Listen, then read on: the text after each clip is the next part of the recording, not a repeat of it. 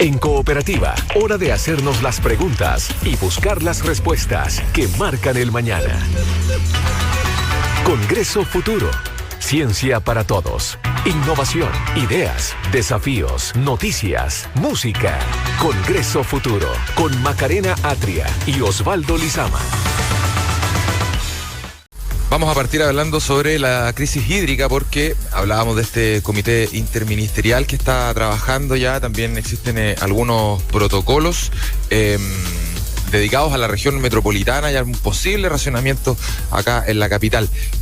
Por ejemplo, el uso de aguas grises es fundamental para adoptar eficiencia de este recurso vital. Vamos a revisar la experiencia internacional y también los desafíos que existen en el futuro del uso del agua en nuestro país, junto al vicedecano de la Facultad de Ciencias Físicas y Matemáticas de la Universidad de Chile, además director del Centro Avanzado para Tecnologías del Agua, James McPhee. James, bienvenido a Congreso Futuro, ¿cómo estás? Hola, buenos días, ¿cómo estás tú? Bueno. Muy bien, James. Muchas gracias por estar acá en Congreso Futuro. Partamos hablando sobre estos protocolos que están trabajando las autoridades. ¿Qué te parecen? ¿Son suficientes? ¿Son necesarios? ¿Se está actuando a tiempo a nivel de autoridad para empezar a revisar lo que va a ser un hipotético, un posible racionamiento del agua y también empezar a atender esta crisis del agua que ya viene hace muchos años atrás? Sí, yo creo que son necesarios, sin duda. Creo que está a tiempo todavía la autoridad para generar planes de emergencia. Hay que entender que efectivamente lo que estamos viviendo hoy día es efectivamente una emergencia. Tenemos un invierno por delante donde las demandas por agua tienden a bajar un poco. Estamos conversando con James McPhee. Sí, disculpa, James, tuvimos un pequeño problema de comunicación. Nos contabas que venía el invierno ahora y eso también influía en estos planes, ¿no? Sí, efectivamente eso baja un poco la presión, por los recursos hídricos y da un poco de tiempo para generar planes adecuados antes de la siguiente invierno, porque si tenemos un invierno tan duro como fue, digamos.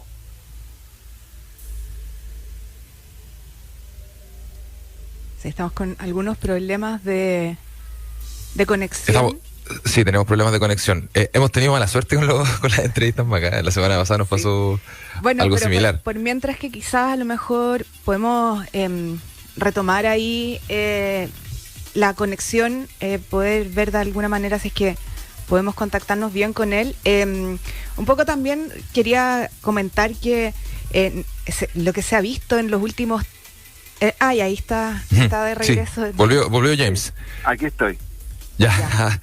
Vamos, que bueno, se puede. Vamos, nos comentaba, estábamos comentando el tema de los planes que están implementando las autoridades. Se anunció esta semana algunas novedades, obviamente un trabajo comandado por el Ministerio del Medio Ambiente. Eso también es importante, ¿no, James?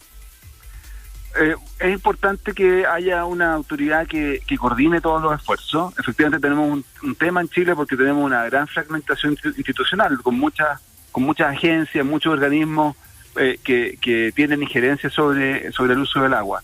Por lo tanto, que haya una coordinación es clave, sobre todo para enfrentar una emergencia como la que estamos hoy día. Sí.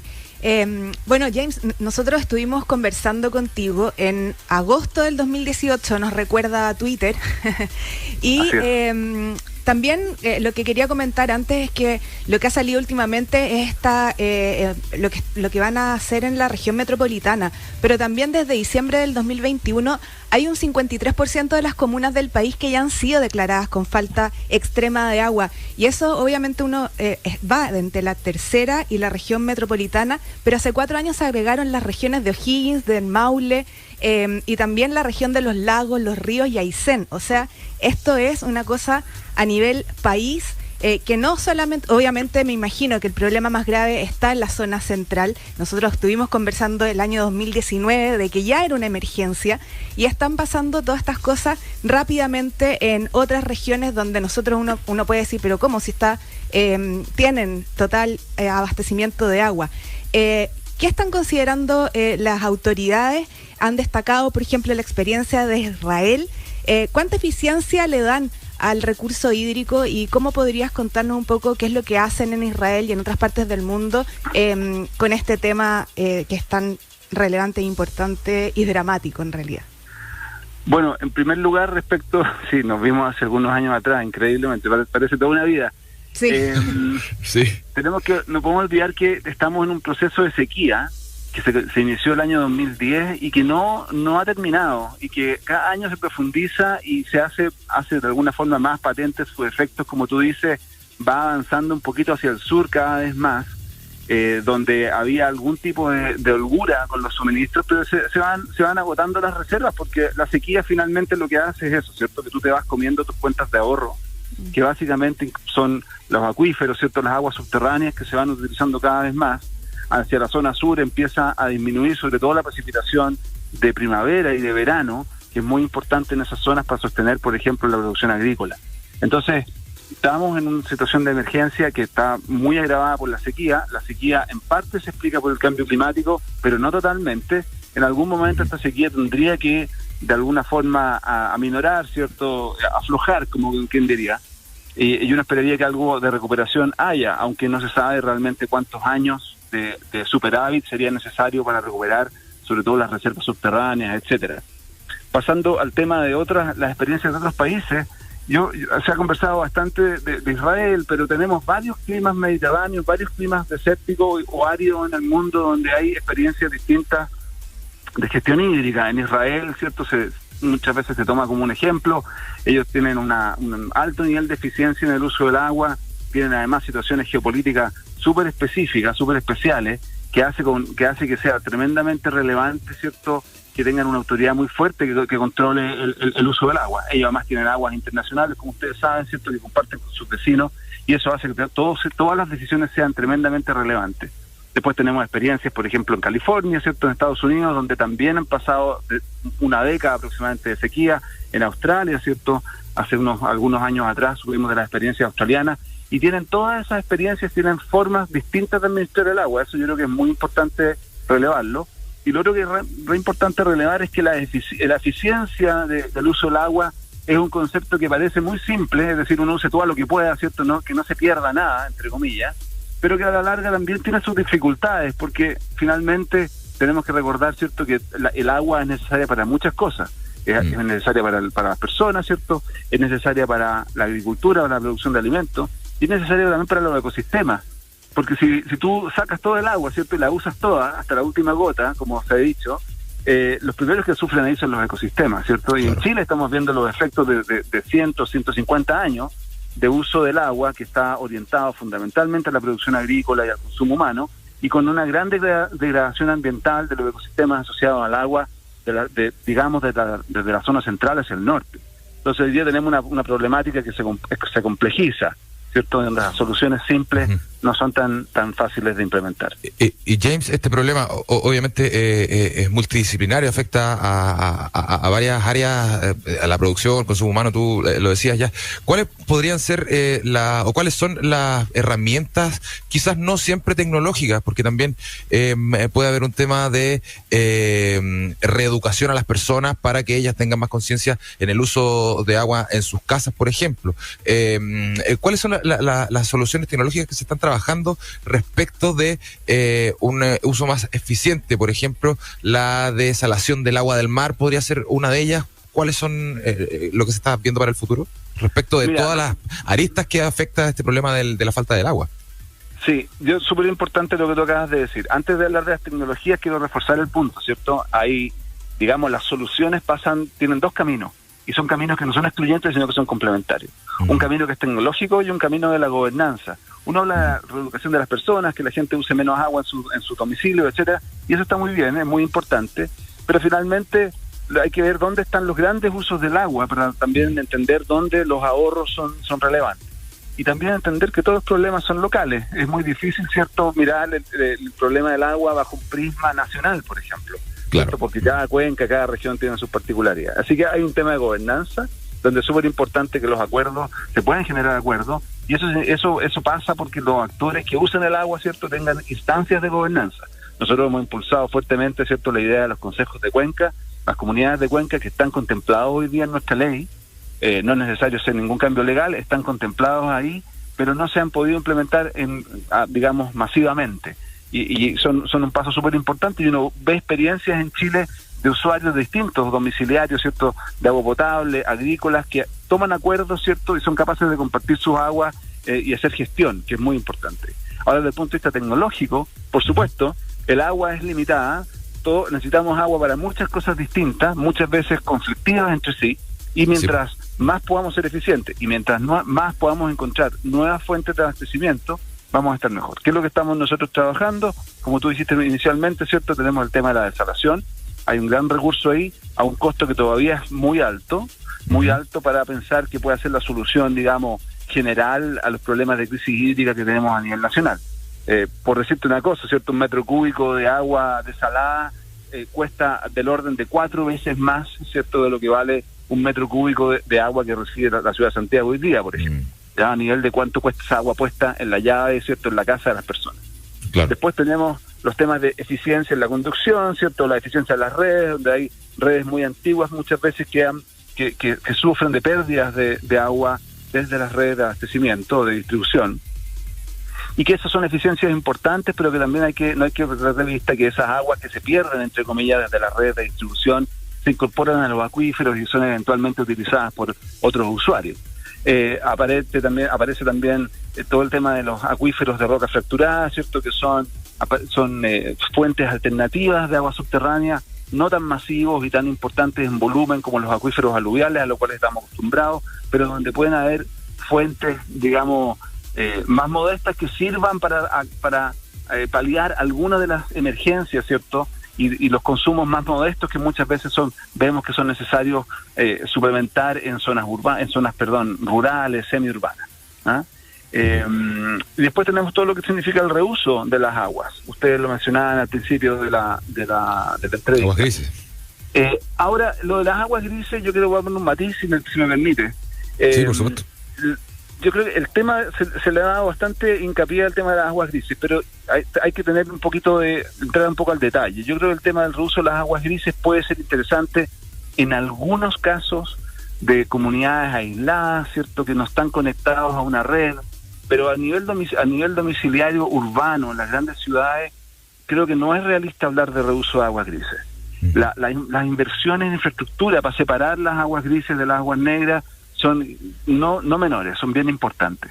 Y también hay que pensar que hoy en día en las zonas urbanas de Chile, si tú tomas las aguas residuales, las aguas servidas, ¿cierto?, tradicionalmente hablando, más del 80% de esas aguas hoy día ya se tratan, ¿cierto? Se tratan en plantas de tratamiento que han sido construidas desde el año 2000 a la fecha aproximadamente y son reincorporadas a los ríos y a los cauces de Chile, desde donde son vueltas a extraer para uso también. ¿Te fijas? Entonces, lo más probable, si tú vives en la ciudad de Santiago, es que tu agua servida ya es reutilizada en riego o en algún otro uso, aguas abajo. Entonces, no hay grandes ganancias que se puedan hacer, ¿cierto?, reutilizando, pensando, por ejemplo, a nivel conceptual, si es que tú lo pudieras hacer, porque como insisto, es súper difícil y súper caro. Recuperar las aguas grises a nivel domiciliario en una ciudad como Santiago tendría muy poco sentido. Donde sí tenemos algunas oportunidades para mejorar el reuso de agua residual en las ciudades costeras, por ejemplo, donde muchas veces la descarga se hace al mar a través de algún emisario submarino, ¿cierto?, que es una tecnología bastante razonable cuando tú tienes que descargar agua servida en una zona costera. Posiblemente podría ser interesante recuperar aguas servidas, insisto, aguas residuales completas, no sé si aguas grises es la solución, y hacer un tratamiento adecuado para reutilizar esa agua como se hace ya en muchas zonas costeras del mundo, que toman aguas residuales completamente, las tratan y muchas veces son utilizadas, por ejemplo, para recarga de acuíferos, para impedir la intrusión salina o directamente para reuso y consumo agrícola o doméstico. Sí, es harto lo que parece que hay que hacer, esta reflexión sobre también como la estructura de cómo podemos cambiar las estructuras para un poco controlar o salvar de esta crisis que es ambiental, y también cómo conciliar el crecimiento económico, con el desarrollo sustentable, con lo que está pasando en las ciudades, con lo que está pasando en los lugares rurales. Entonces, es claro, como que cada vez se pone más compleja la situación y se agrava el problema. Me acuerdo de estos días cero que vivió la ciudad de Sudáfrica, Cabo, sí, que vieron en la ciudad del Cabo en Sudáfrica. También México estaba llegando cerca de un punto cero. No sé en qué momento estamos nosotros. ¿Cómo se proyecta el futuro del agua en las grandes ciudades? Que podemos entender que es más complejo por toda la estructura que ya llevan desde hace tanto tiempo en términos de cómo funciona el sistema hídrico. Sí, es súper buena la pregunta. Históricamente, cuando tú miras la experiencia internacional, lo que ha ocurrido en los lugares donde se aproximan estos días cero, entre comillas, ¿cierto?, es que finalmente se le da prioridad al uso humano y las aguas que se usan para complementar la demanda humana vienen de la agricultura. Eso es lo que usualmente ha ocurrido. Para darte una idea, para ponerlo en términos bien concretos, en Chile a nivel global, ¿cierto?, siempre se habla del orden de que un 80%, un 85% de toda el agua la usa la agricultura y el orden, digamos, de un 10%, qué sé yo, la usa el consumo humano, ¿correcto? Eso cuando miras a nivel global. Pero si tú tomas una ciudad como Santiago y la cuenca del río Maipo, las proporciones cambian y tú ves que Santiago en general usa más o menos como el 30% del agua de la cuenca del río Maipo. ¿De acuerdo? En una época como la sequía actual puede ser un poco más inclusive. Entonces lo que empiezas a ver es que si tú cada vez te acercas más a tu límite, ¿cierto?, al punto donde ya tienes que realmente estrujar la cuenca, digámoslo así, lo que empieza a pasar es que transfieres recursos desde la agricultura hacia el consumo humano. Y esas transferencias pueden ser a partir de, por ejemplo, compras de agua de un sector a otro, pueden ser transferencias temporales también, donde tú llegas a acuerdo entre los agricultores y la empresa sanitaria, por ejemplo, para transferir algunos volúmenes de agua en momentos clave, en momentos críticos.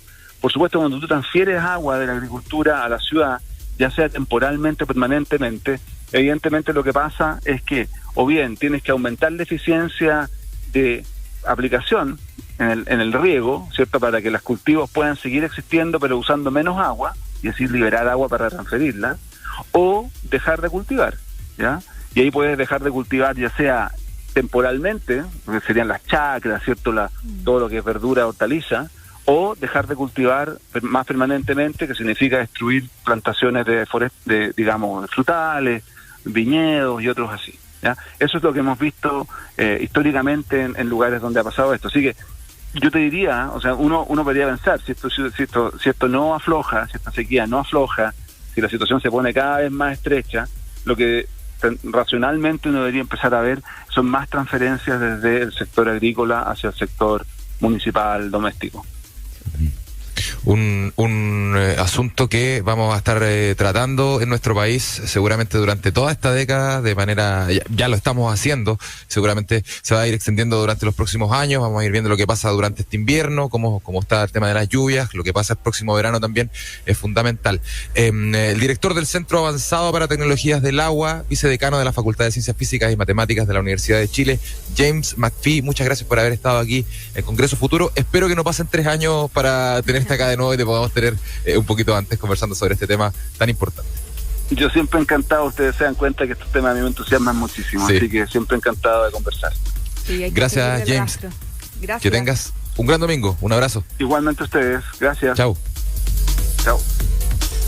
Congreso Futuro, en Cooperativa.